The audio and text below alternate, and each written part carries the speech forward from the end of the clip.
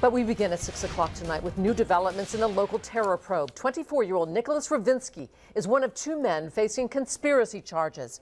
They're accused of supporting ISIS. Rovinski lives in the Governor Francis section of Warwick, where law enforcement staked out his home for days while they built their case. The second man, 25-year-old David Wright of Everett, is also charged. Both are accused of plotting the beheading of a New York woman who had been tagged on an ISIS hit list. Authorities believe both men met on a beach in Warwick with Osama Rahim of Boston. Rahim had been under 24-hour surveillance. Police say they shot and killed him in Roslindale on June 2nd when he lunged at them.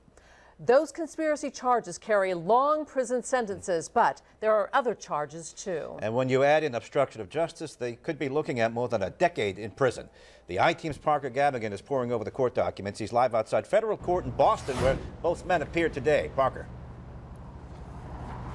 Hi, Gene and Patrice. Nicholas Rovinski is not going home to Warwick anytime soon. The government saying today that both he and his alleged co-conspirator are a significant danger to the public if they're released. Ms. Rovinski, do you have any comment on the indictment on your son?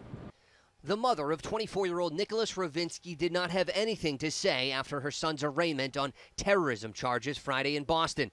A federal indictment names him and David Wright as conspirators, providing material support to the terror group ISIS. Both men pled not guilty to the charges.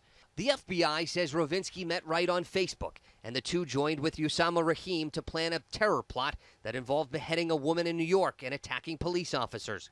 Rahim changed his mind, according to an FBI affidavit, and decided to lunge at members of the Boston Joint Terrorism Task Force with a military-style knife. He was then shot and killed. Court papers say the three men met on a Rhode Island beach near Rovinski's home in Warwick to talk about their sinister plot. After Rahim's death, federal agents interviewed Rovinski, but he wasn't arrested until 10 days later and 24-hour police surveillance of his home. The FBI says Rovinski supports ISIS and their campaign of beheading Westerners and posting the gruesome videos online. Court papers say Rovinski even talked about joining their cause overseas. The FBI also says Rovinski's online activity shows ISIS propaganda, anti-American hate, and how-to guides, like building a machete without power tools.